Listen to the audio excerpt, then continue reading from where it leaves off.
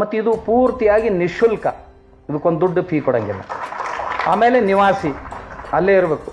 8ರಿಂದ ಮೇಲೆ 10ರಿಂದ ಒಳಗೆ ಈ ಮಕ್ಕಳು ಬಂದರು ಅಂತಂದ್ರೆ 12 ವರ್ಷಗಳವರೆಗೆ ನಮ್ಮ ಗುರುಕುಲದಲ್ಲಿ ಅವ್ರು ಇರಬೇಕು. ಸುಮಾರು 150 ವಿಷಯಗಳನ್ನ ಅವ್ರಿಗೆ ಕಲಿಸ್ತೀವಿ.